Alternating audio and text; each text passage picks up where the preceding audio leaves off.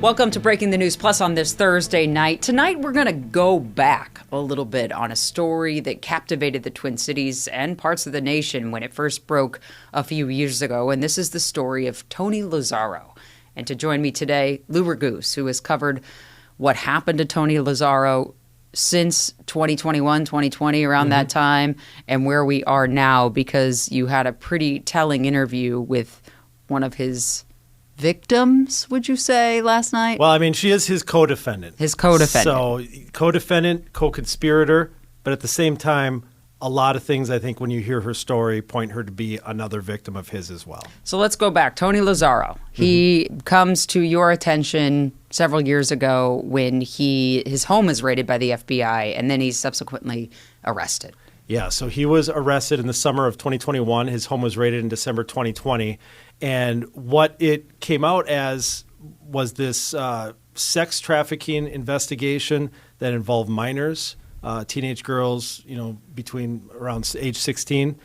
And the reason that it got so much attention because he lived in this at the Hotel Ivy in downtown Minneapolis in a real flashy condo. He was involved with the Republican Party as far as he called himself a Republican strategist, which basically just means that he had the ear of certain people. Gotcha. And he was a donor, and he hosted local GOP fundraisers. He was basically a guy who had money and, put it in places such as politics, and that was his connection to the state GOP at the time. And that's when it really blew up, right? Because there were ramifications for people he was associated with, namely Jennifer Carnahan, she was the head of the chair. party. Yep, she was the chair at the time. She lost her job, and you could probably say that this was the catalyst for that, for sure. So that's what we know in the beginning. And as the layers start to peel back on what he's accused of, as you mentioned, the condo, gold bars, flashy cars, young girls. I mean, it had all the tellings of a Dateline special. So it really captivated the attention of a lot of people over time.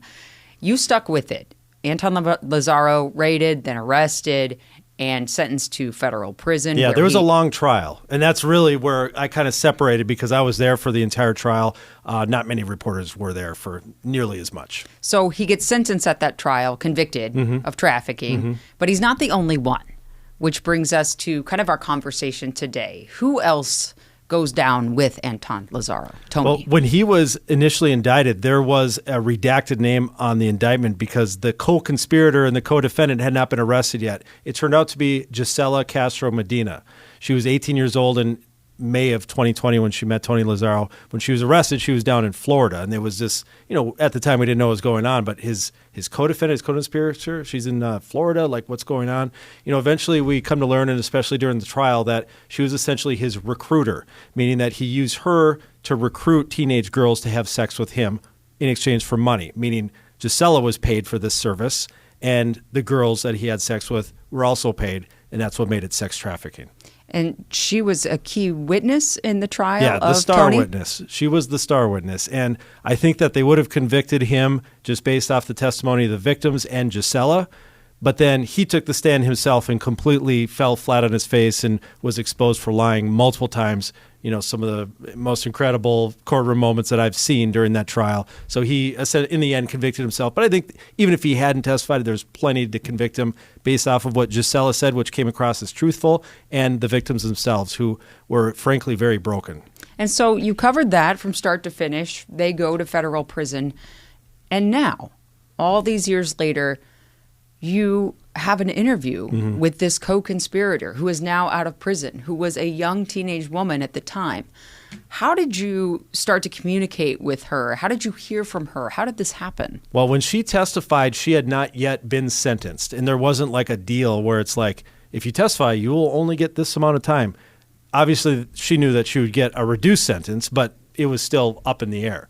So her attorney started filing at that stage of a case. They start filing things, that talk about their client's personal life and good attributes and so forth. And it was clear to me, reading that stuff, that she had started to undergo change already.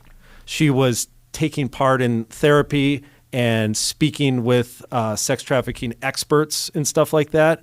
Eventually, she went on. She now helps the Minnesota Department of Health with their sex trafficking program. But even back then, before she went to prison, she was already doing this work. And so I reached out to her attorney to see that, hey, would she be interested in doing an interview before she goes to prison? So this was October, I believe, of 2023. And he was like, she might. In the end, she didn't. But she served 18 months of her 3-year prison sentence behind bars. She got out, and she emailed me and said she was ready to tell her story. How do you would approach an interview like that? Because to me as a viewer watching it last night, I felt empathy for her. However, she did recruit these girls, and she admits to all of that. Yeah.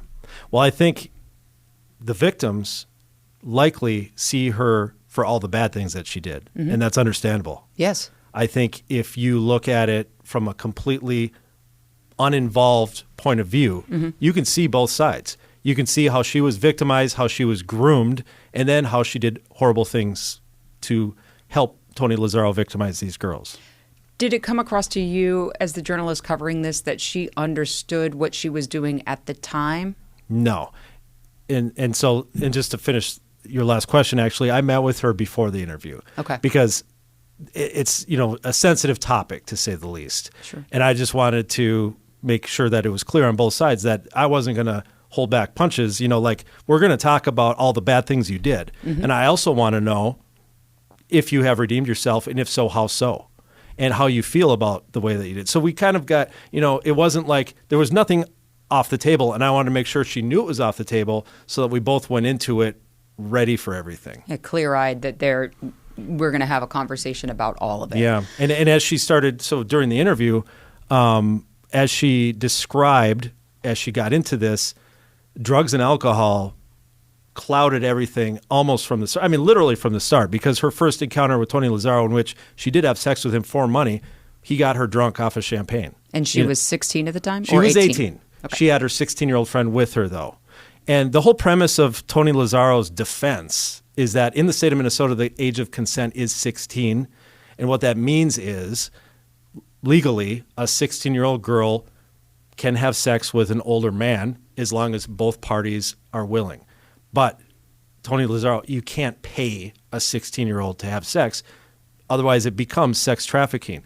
There's no such thing as prostitution of a child, of a minor under 18. Okay. So this age between age 16 and 17 up until the 18th birthday, paying teenage girls of that age, even if they are quote-unquote consenting, it's sex trafficking and it's illegal. And that's why he's in prison. And that's what he can't get through his head, frankly. It was pounded over and over and over during the trial, and he still to this day does not get that. However, Gisela was 18 at that time. And even though you think of a high school senior and anyone, that knows teenage girls, it's not like you turn 18 and you're magically an adult and magically more mature and able to make better choices. She was still making bad choices. And she was a studious girl, and she told me that she went from straight A's that first semester to almost flunking out of school that spring. It was the COVID spring, class from home and stuff like that. And that kind of played into all of the things that she ended up doing and so forth. And then by the next year, her dorm room was getting raided by the FBI and she was kicked out of school. So obviously had a horrible effect on her, and she had a very promising future. And, he preyed on that. And she said flat out to you, her life was ruined because of this. Yeah. I mean, she made choices. She did. But this whole series of events, obviously the victims are who we should focus on the most. But in her story, it sounded like she was almost a victim becomes groomer. Yes, exactly. And he softened the edges of that so that, in her naive state, age, in her, drunken state most of the time, she was able to think, like he said, first of all, look at these laws. This is what's legal in Minnesota. And then also he said, I've had other girls do this for me before. You're not the first one. And so if you're willing to do it, I'm, willing to keep paying you and stuff like that. And so he softened it and made it seem like it was quote unquote normal, which she said right in the interview. You heard her say, it sounds weird when you say that out loud. It sounds dumb to hear it now. Right. But yeah, that's what she believed at the time. And so You spoke to her last night. Highly encourage everybody to take a look at that so you can hear from her how this all went down and her role in it and what, he said to her, according to her, et cetera, et cetera. Anton Lazzaro, however, has remained in prison and continues to try and speak up. Has he reached out to you? I believe so. Just to set that up first, this was a 2-hour interview that we had to condense down to a pretty long news story, still like a 6-minute news story. She is disappointed, to say the least, that she has taken this responsibility, but Tony Lazzaro has not. Okay. He's blamed his attorney for stealing his gold bars.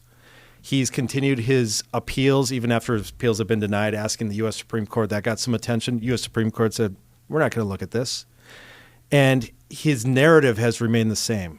And so after our promos started airing, the commercials that this story was coming up, I received an email from somebody. The email address said something like lazzaropr@proton.me. And Proton Mail is this email program or a website where you can get an email address that can't be traced by an IP address. So it's more secure. And people do use them legitimately, but then also if people don't want to know where the email came from, they use it for other reasons as well. It's well known to me. And so this person, it said something like lazzaropr@proton.me, and it said the name was David Sutton, but the argument was exactly the Tony Lazzaro argument, very disparaging things said about Gisela in there, and aren't you going to reach out to our side and let us have equal time and blah, blah, blah, and stuff like that. And my suspicion is that it was from Tony Lazzaro. So to this day, and as you point out, it bothers her, to say the least, in your words, that she is taking responsibility. She will say, this is my fault, and he won't. Absolutely. Why? So he's pretending to be a PR company reaching out to you is what we think is going on. But explain to the viewers at home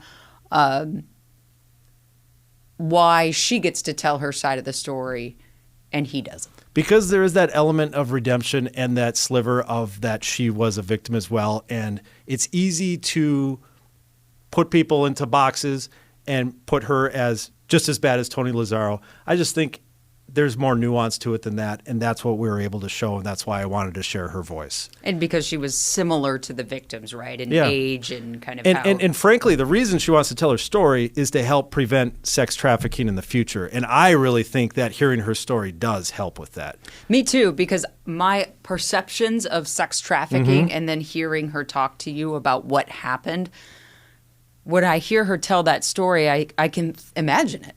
Like, oh, that's sex trafficking? Right. And just to summarize, she met him on one of those sugar daddy websites, and she thought, in her naivete, that you can go on there and you can just chat with men and they'll give you money, or maybe go shopping with them and they'll give you money. She didn't know that you had to have sex. And the website doesn't say that, but that's the expectation behind it from a lot of the men that obviously use those websites. And so all of a sudden, one thing led to another, and she's in this position where she's in his apartment and he's offering her money to take off her clothes. And so you could see how a naive teen that doesn't intend to go that far all of a sudden finds themselves in that position. And along the way, there's those grooming things that happen where he's listening to her teenage problems, and he's a 30-year-old man. She said that she trauma dumped on him, like the kids say these days. And it's things that a regular 30-year-old man would have no interest in listening a stranger 18 or 16-year-old talk about. But he's giving a listening ear and making her feel heard. And then all of a sudden, one thing leads to another, and he's offering her money to take her clothes off. And that's what happened. And then he's paying her money to help find other girls that are looking for money for things like this. And it's different than the stereotypical, people think that your kid could get abducted at McDonald's and all of a sudden they're in sex trafficking. It's not how it works. Right. It's way more nuanced than that. And this is the best real life example where we can show people how it happened. Yeah, if we're parents, you and I are both parents. I mean, it could be helpful for any number of reasons. And that's the intention of having her share that story. And for those tune in to watch it, the questions that you ask her do hold her accountable for her role. Yeah. And you know what? she still has dreams to become an attorney and make a difference in the world. And she has changed her outlook on everything. And I think that most people want that to be the result. I personally think the best thing that happened to her was getting arrested and going to prison. That's my opinion, because it made her change her mindset. She described herself at one point, right after being arrested, as a mini Tony. Like, she was mouthing off when even like her attorneys were trying to help her. They're going to need you to help put this guy away. And she's mouthing off to them. Why would I do that? She completely changed her mindset through this process, and she's done all the therapy and all the things. And she has a real chance to be successful in the world despite being convicted of sex trafficking. Whereas Tony Lazzaro, he'll be free in 13 years, and he's changed nothing. So what's he going to be like when he gets out? That's a concern, too, and a conversation for a later date. Lou Raguse, thanks for being on The Plus tonight, and thank you for your work. That's all for us on Breaking the News Plus. We'll see you back here tomorrow night. Take care.